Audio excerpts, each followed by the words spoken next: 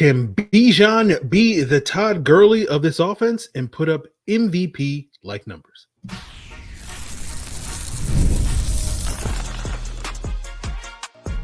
You are Locked On Falcons, your daily Atlanta Falcons podcast. Part of the Locked On Podcast Network, your team every day. Welcome back, everyone, to another illustrious episode of the Locked On Falcons podcast, your daily Atlanta Falcons podcast, part of Locked On Sports Atlanta, your team every day. And today's episode is brought to you by FanDuel. Make every moment more as the playoffs wind down. These sports stop sporting like we want them to, but this summer, FanDuel is hooking up all customers with a boost or bonus daily. That's right. There's something for everyone every day, all summer long. Visit FanDuel.com/lockedon to get started. So if you don't know me, I'm your very humble host, Aaron Freeman. Been covering the Falcons for a lifetime, formerly at FalcFans.com, RIP, still going strong as the illustrious host of the Locked On Falcons podcast. And you may also know me as Sirius Black, as Mr. Drew, as the iron that sharpens the iron, as the Jolly Greek Giant, as Mr. AKA.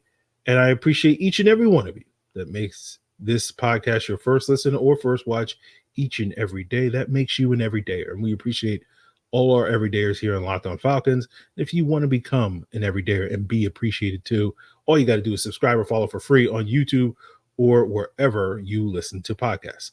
So today's episode, I am joined by none other than Jarvis Davis of Locked On Sports Atlanta. And he's here with us to talk about, some topics. We got, basically a month between now and the start of training camp. And, yesterday talked a little bit about the potential for the Falcons to be a top 10 offense, and a player that, I'm sure many are surprised that we haven't spent as much time talking about on this podcast is Bijan Robinson. And I want to talk with Jarvis about Bijan's breakout potential. And basically, Jarvis, can Bijan be to this Falcons offense what, say, Todd Gurley was for that Rams offense under Sean McVay?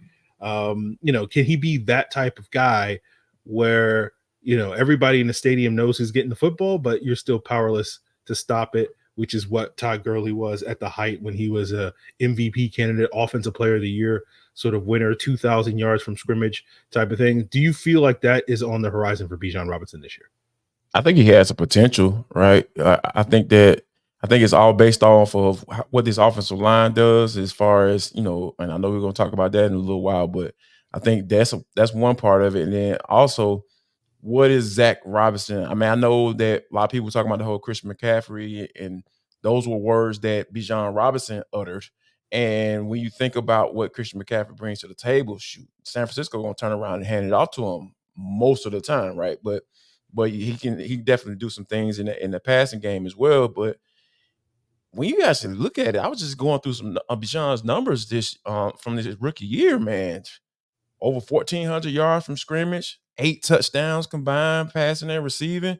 That's a pretty good doggone season. You wouldn't think that just by looking at or thinking about the offense in 2023, like, oh man, they really highlighted Bijan Robinson. But not a lot of people are saying that. They're saying, man, that offense sucked, because it was so hard for people to get past Desmond Ridder, and Taylor Heinicke, which is understandable, So, but I think he has a lot of potential, man. And when you think about being in that putrid of an offense and still having some pretty solid numbers, and then you start to have to stack them up against guys like Todd Gurley, because we know he had 3 years where he had over 10 double-digit touchdowns rushing alone, So, and we understand what he was able to do in the passing game as well. So I really feel like Bijan has a lot of potential. I think it all depends on what this offensive line does and how Zach Robinson wants to really, really use him. Yeah. And when we talk about his usage, I know a lot of talk last year was about, positionless football and all that sort of thing. And, I saw some, even though Bijan did catch a lot of passes, I saw some numbers that suggested that he maybe wasn't the most efficient receiver when it came to catching those passes. So when we talk about what Bijan may look like in a Zach Robinson offense, do you feel like he'll be featured more as a runner or a receiver? What are some of the changes that you're sort of expecting with Bijan this year? I think he'll be more. I think the vision for this offense and how it can be the most effective is him as a runner and turn around and hand the ball off to him, because I really feel like a lot of people are kind of jumping the gun on this whole, oh, they about to sling it around the yard 70% of the time. No, it's not going to do it. It's not going to work like that. You don't draft a guy that high in Bijan Robinson who has that much talent. You don't do that and turn around and sling it all around the yard. I get what you have in the quarterback, get Kirk Cousins. If he stays healthy, his offense is going to, be able to move the football, right? But I think you have to give it to him from a running standpoint, because I feel like they can open up so many more things, because you have to get the ball to Drake, right? You have to justify Kyle Pitts, because he's fully healthy this year. So you don't think that Zach Robinson is going to try to figure out a way to get that guy the ball too. Raheem Morris speaks glowingly of Kyle Pitts. So I think all of those things combined, just given who they have on this offense and what they have from a receiving standpoint, I feel like you can sprinkle in some receiving, but from a mainstay standpoint, foundation of this offense, it's turning around and handing the ball off to Bijan. Yeah, I think that's definitely a fair expectation to have. And I'm very curious to see what type of year Bijan has as a runner. But we know, as you mentioned earlier, Jarvis, like a lot of that may have to do on the guys up front. And, I just want to pick Jarvis's brain on sort of where he is with this offensive line. Is this, a legit top 5 unit? Is it, more middle of the pack? Where does he feel this offensive line is at this point in the offseason? And we'll break that down as we continue today's Locked On Falcons. Now, guys, summertime is great for a lot of things, but it's always not great when it comes to sports. And, NHL playoffs are about to be over. We're going to get fewer games over the summer. And so the sports aren't sporting like they used to, but FanDuel is here to keep the party going. This summer, FanDuel is hooking up all customers with a boost or a bonus daily. That's right. There's something for everyone every day all summer long. Head over to FanDuel.com/LockedOn, and you can make the most of your summer, whether you want to bet on Major League Baseball, which of course is still going strong during the summer. And of course, you can bet on the upcoming NFL season. You can bet on the upcoming NBA draft. All that's available for you at FanDuel. Visit FanDuel.com/LockedOn and start making the most out of your summer. FanDuel is an official sports betting partner of Major League Baseball. So, guys, before we get into this conversation about the Falcons offensive line, I want to let you know about the Locked On Sports Today free 24/7 sports streaming channel right here on YouTube, program for you each and every day. The biggest stories, can't miss analysis, opinions, news, streaming 24/7 on YouTube, or you can check it out on the free Amazon Fire TV channels app, part of the Locked On Podcast Network, your team every day. And of course, go check out Locked On Sports Atlanta on YouTube, their free 24/7 streaming YouTube channel, as well as them on the free Amazon Fire TV channels app as well, if you want to get more local stories. But Jarvis, talking with you about the Falcons offensive line, we just talked about Bijan's sort of breakout potential and whether or not he can be that Christian McCaffrey, Todd Gurley type of impactful offensive player. But a lot of that depends on the offensive line. And I know you and I, especially early in the season last year, often discussed the offensive line and how it was underwhelming us in the first part of that season. I feel like they sort of figured it out. It stopped being a conversation in the second half of the season, but it was a little glaring going into the year, having these expectations of this is one of the best offensive lines and watching them kind of get their butts kicked in a bunch of those games by some, really outstanding individual players. But, that's what the NFL is about. You're going to face outstanding individual players on a weekly basis. You see it this upcoming season. You got TJ Watt, Cam Hayward week 1, Jalen Carter week 2, Chris Jones week 3. We'll see about, the Saints. I don't know if they have any outstanding players anymore, but, those first 3 games at the very least will present some players that are challenges. And I'm curious, do you feel like this offensive line is up for that challenge this upcoming season?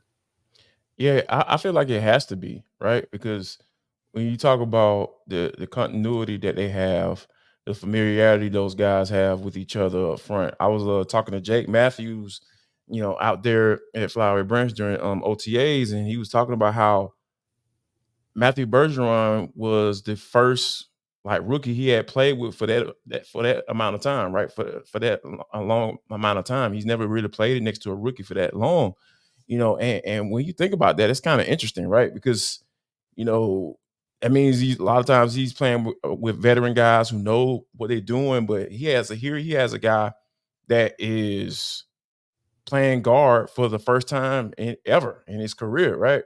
He took his first snaps at Senior Bowl at guard, down there, and he didn't look that bad, right? So because there's an adjustment period when you go from being out on the edge to kind of going into that whole phone booth conversation, right?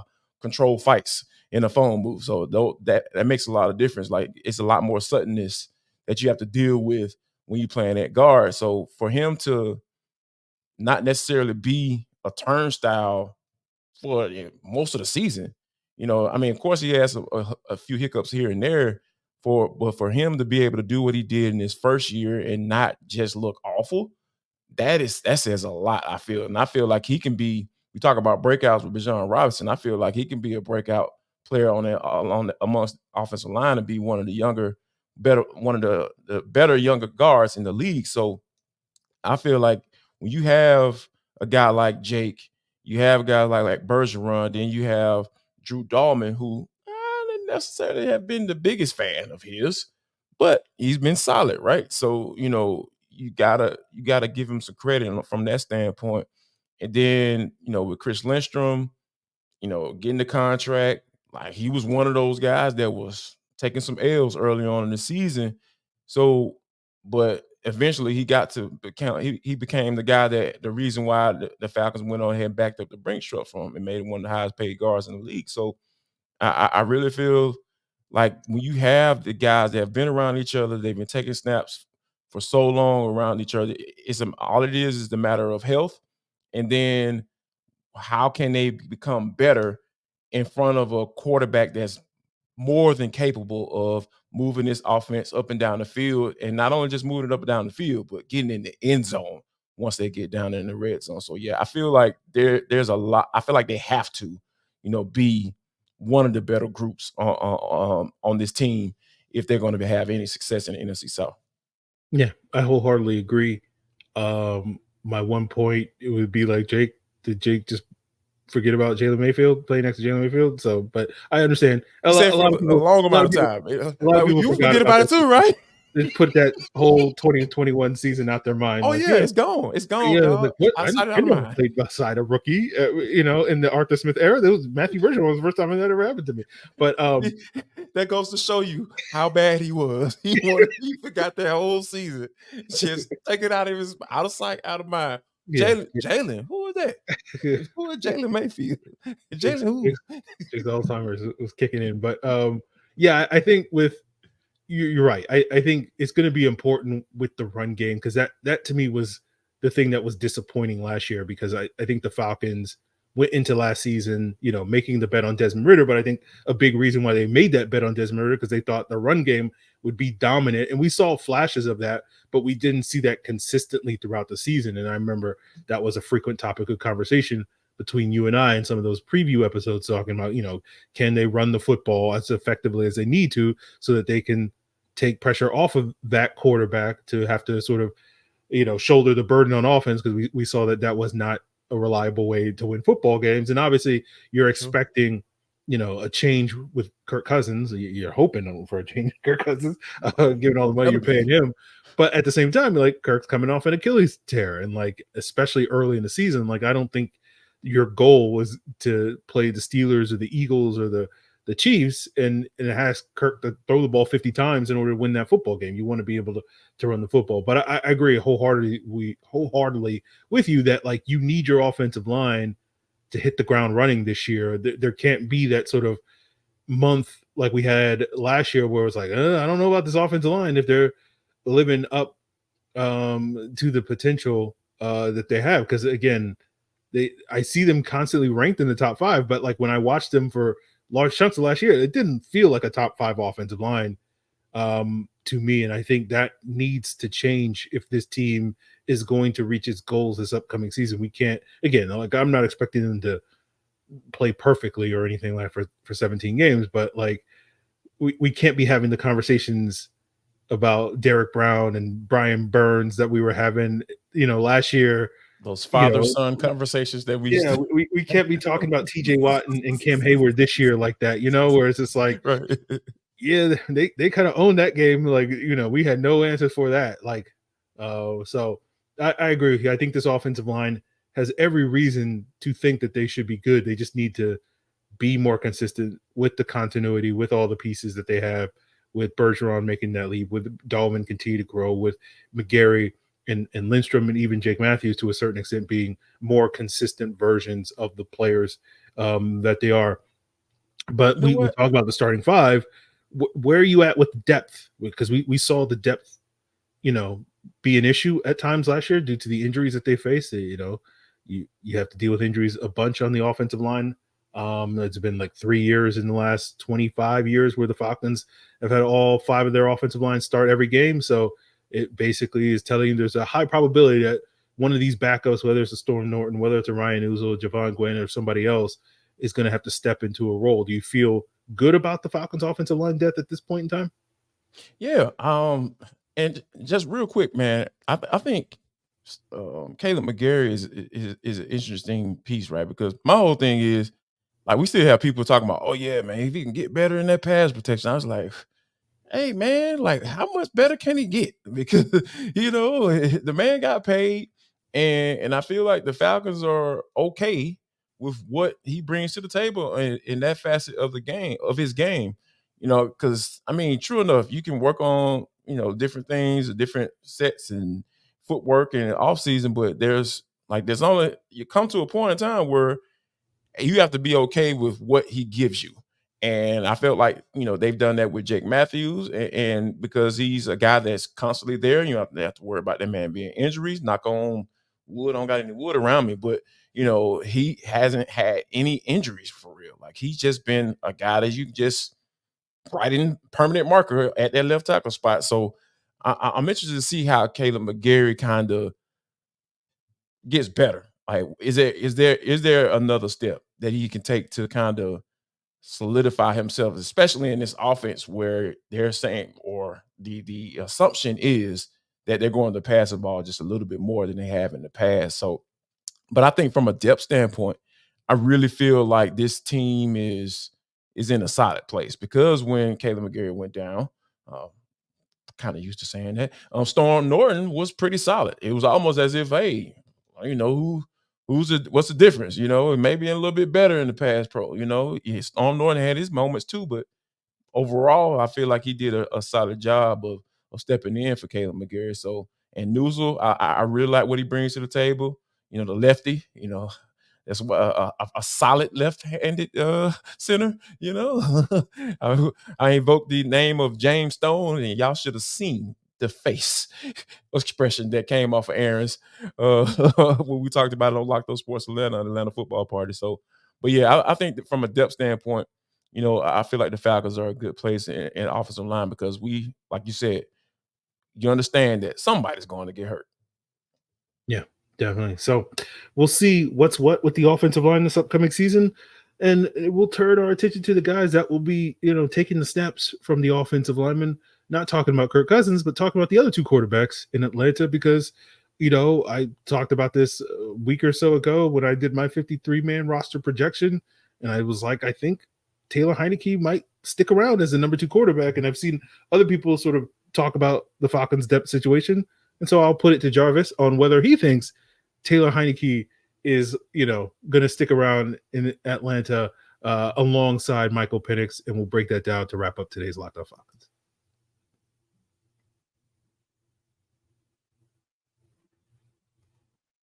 So, guys, if you're checking out Locked On Falcons as your first listen, tomorrow I believe we will be doing another Falcons historian player shootouts, where Myles Garrett and Brad Rowland of Locked On Hawks, Myles Garrett of Fox 5 Atlanta, I think, will be dueling. Like the Cleveland Browns you gonna have on the show? I should I should specify, right? Because people are like, oh, my Aaron got Myles Garrett. Oh, okay. Oh Okay. man, that's The best great, defensive Aaron. player, Come on, man. you know. But Talk to the man. no, Myles Garrett will not be making his triumphant time to Atlanta. The other Myles Garrett will be facing Brad Perholand, and I think it's Keanu Neal is the Falcons legend that we'll be talking about. So we'll be talking all about all the players that Keanu Neal knocked out of games over his many years here in Atlanta. Amazing. So that is in store for you as your first listen tomorrow. But finishing out today's first listen for you guys, let's talk a little bit about the quarterback situation. And I guess, Jarvis, I'll put it to you. Do you feel like the Falcons will keep Taylor Heinicke in addition? We know Michael Penix, we know Kirk Cousins will be on this roster this year. The question is, will Taylor Heinicke be on this roster this year? And, do you think Heinicke will? And, what's the case for or against keeping Taylor Heinicke this year? I don't see him being on this roster once they make the final cut. I feel like that is a truly emergency plan as far as, okay, somebody's going to get hurt or somebody's going to have a season in the injury during training camp, and they're going to probably get a phone call and say, hey, what would you take for Taylor Heinicke? I feel like that's probably like best case scenario for the Atlanta Falcons, because when you think about it, man, I just it's hard for me to see all three of these guys on this roster, because you draft a quarterback 8th overall, you give the other quarterback $100 million in guaranteed money. That is a lot of money to be invested into that quarterback position. But Jarvis, they negotiated a salary cut. All right, cool. But to keep him on the roster, that is an amazing break in case of emergency plan. Like that is a hellified insurance plan. And I don't think that the Falcons should be having that type of money, all of that money invested in 3 quarterbacks. 2 quarterbacks, that's cool. I get that plan. But you're talking about the third guy, adding Taylor Heinicke in there. I just really feel like that is a space where, or that scenario plays out where they probably get a phone call towards the last game of preseason because X player has been hurt, and they have to, they pretty much get an offer that they can't refuse. Yeah, I think that makes sense. As I've said before, I think they will try to keep all 3, but at the same time, I think you're right that they will happily answer that phone call if and when it comes at some point this training camp. And you got to think, you're right. I think there's a decent to good chance that they will get that phone call where someone's looking for a veteran quarterback that has, starting experience, because, whatever their issue, whether it's an injury, whether someone didn't live up to the hype or whatever going into training camp. Who was it? Trying to remember, because he played on so many teams last year, but like Josh Dobbs last year, he got traded to the Cardinals like right at the beginning of the season because I guess they realized, oh, Kyler Murray's not going to be back till midway through the season, so we need a starting option. And he, started 8 games in Arizona, and then he started that 1 game in Minnesota that we do not speak of. But I do feel like Heinicke is probably a perfect candidate to be sort of that player this year when teams go shopping for a veteran quarterback. So we'll see on that front. But when we talk about this quarterback room and we talk about Michael Penix, obviously we know the Falcons have invested a lot in Michael Penix. He is the future of this franchise. Do you want, I guess, to me, the thing I kind of wonder, like, I kind of just assume that they're going to keep Heinicke just because, like, they don't want Kirk looking over his shoulder at Michael Penix this year.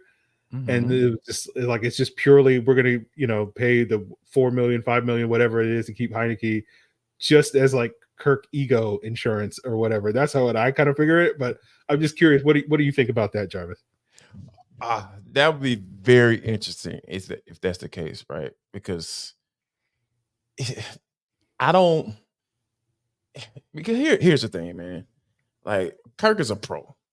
He's a professional. Mm-hmm. And I know the whole, situation with his agent coming out saying, hey, they didn't let us know until right before they we're about to make the pick, which kind of makes sense from a front office standpoint, because guess what? A lot of those breaking news people, I don't know if you all know, for those NFL insiders, they get their stuff from agents because they have relationships with agents. So imagine if the Falcons would have let the Kurt's people or Kurt's camp, his agent and all that stuff know before the draft. You don't think that jump would have gotten out? Ain't no agent about to hold off. Ain't nowhere in the world he's gonna hold off on that type of stuff. Because guess what? Adam Schefter been sending him information and all that stuff, and Tom Pelissero been sending him information. You ain't gonna sit up in there and say, like, oh, you gonna hold that off on me? Oh, don't worry about it. I got you with next time one of your other clients, gets to drop on them. So yeah, like a lot of people saying, oh, that's crazy. And yeah, man, that's the business, man. Like, because there's no way that information stays G14 classified if they would have let it up 30 seconds before the draft even started. You know what I'm saying? So I feel like overall, Kirk is an understanding cat, right? Type cat. He gets it. He knows what time it is. He understands where he is in his career, and knows that, and he wants to win too, right? That's motivation. Like, he's a motivated cat, not only coming off an injury, but hey, he's saying, I want to prove to people that I'm worth for this $100 million in guaranteed bread that they gave me. So I just don't. But the whole Taylor Heinicke piece, I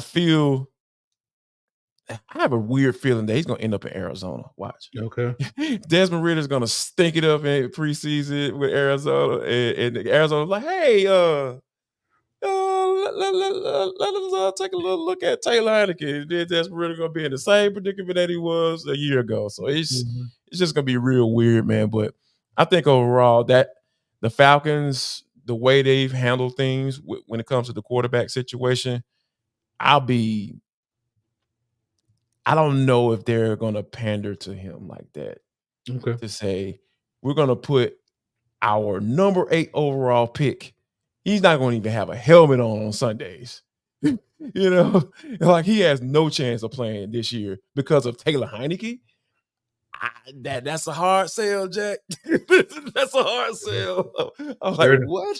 He can't even be the backup just in case when Kirk get hurt. If Kirk gets hurt, nah, man, that's a hard sell for me, man. Okay. Hard. I think that's fair. That's fair. As someone who was not the world's biggest fan of Taylor Heinicke, I get it. Yes, you were very, very vocal about that. When people were calling for Taylor Heinicke to come in the game, like, hey, man, do y'all understand? It's a reason why this band is in Atlanta. Yeah, he was in Washington. You know that, right? Yeah, I got it. And then we saw him, and I was just like, this ain't it. This ain't it either. No. The coach still doesn't trust him to throw passes down the field. Yeah, so we'll see what's what on that front. Whether the Falcons keep 3 quarterbacks, but that's going to do it for us here on today's Locked On Falcons. Jarvis, let the people know what you're talking about, on Locked On Sports Atlanta. I know people are looking for, any sports content, over these next month or so, Falcons or non-Falcons related. What you got going on over at Locked On Sports Atlanta?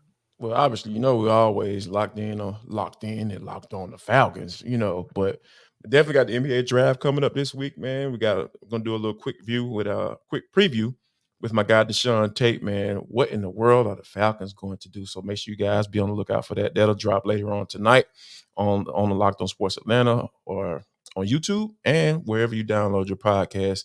And, of course, we're going live right after the Hawks make their pick. So it's going to be yay or nay real soon. So make sure you guys be on the lookout for the guys. Absolutely. That's going to do it for us, guys. Check out Locked On Sports today, part of the Locked On Podcast Network. And, of course, make sure you subscribe or follow for free here on Locked On Falcons, wherever you listen to podcasts, as well as Locked On Sports Atlanta.